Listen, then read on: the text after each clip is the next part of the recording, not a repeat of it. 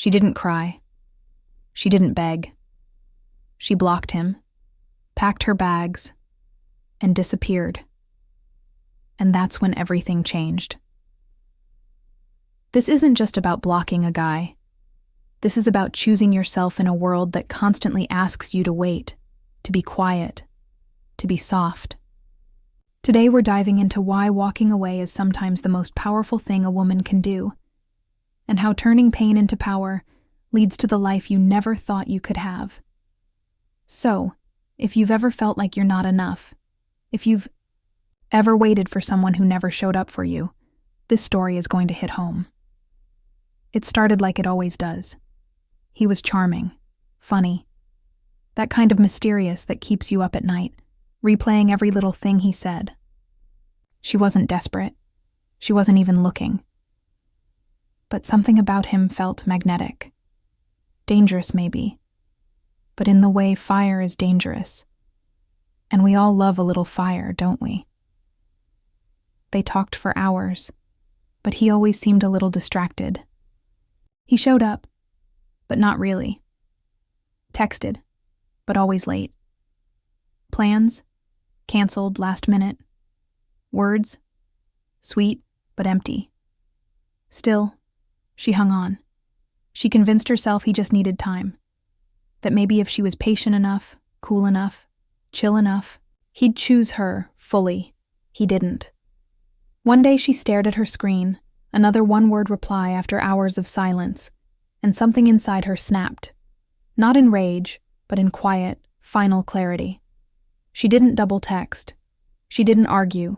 She blocked him. And instead of breaking down, she booked a flight, a solo trip, no explanations, no one to ask. No one to impress. Just her.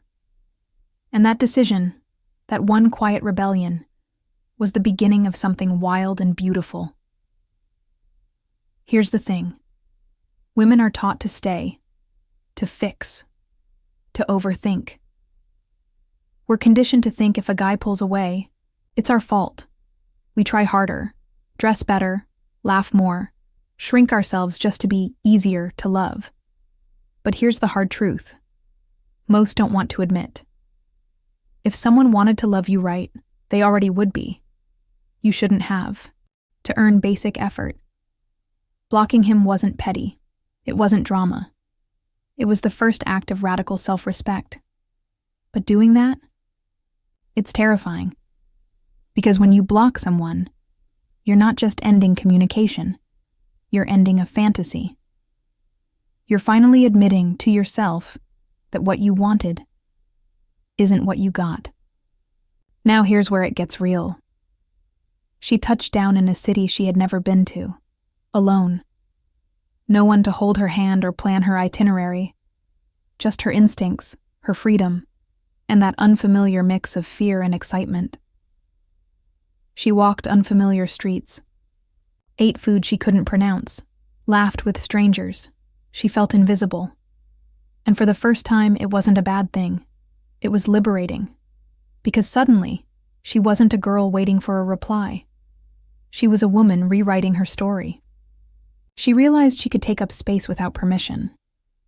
She noticed how much quieter her mind was, without his inconsistency echoing in it. She learned how peaceful mornings can be when your phone isn't a battlefield. She stopped checking if he viewed her story, because now she was living one. And the best part? She stopped needing closure, because she gave it to herself. We always think closure comes from conversations, from one last explanation, from hearing "I'm sorry" or "you were right." But sometimes closure is deleting the thread. Sometimes it's booking a flight, and sometimes it's sitting at a rooftop cafe sipping coffee and realizing you're finally free. Let's talk about what actually happens when a woman stops waiting and starts living. Her energy changes. People notice. Her voice is steadier, her eyes softer but sharper. She walks different, not rushed, not desperate. She glows, not because of a man, but because she reclaimed all the energy she used to pour into someone else and gave it back to herself. Her standards rise. She stops entertaining half-effort men. She stops finding excuses for people who ghost her or breadcrumb her. She starts filtering people not by how cute they are, but by how consistent they are. And she realizes loneliness is better than disrespect. Being alone used to scare her. Now, it's her sanctuary. Her peace became too precious to share with someone who didn't know how to handle it. The world responds to her differently. New opportunities pop up. People treat her better. Not because the world magically changes, but because her energy commands more. She shows up differently, and the world takes notes. This story isn't about revenge. It's not about making him miss her. It's about making her finally see herself. Somewhere between the airport gate and the hotel balcony, she realized something massive. He was never the destination. He was just a detour, meant to wake her up. She didn't need him to validate her, to post her, to finally commit. What she needed was space. Space to remember who she was before she shrunk herself to fit someone else's comfort zone, and when she came back, she wasn't the same woman. She didn't look for his number in her blocked list. She didn't stalk his new girl. She didn't wonder, what if? Because the version of her who waited for his love. She stayed behind in that last unread text. The woman who came back? She wasn't looking for love. She was love. So many women wait for the day he changes. The day he realizes what he lost. The day he comes back. But what if the real glow-up isn't about him at all?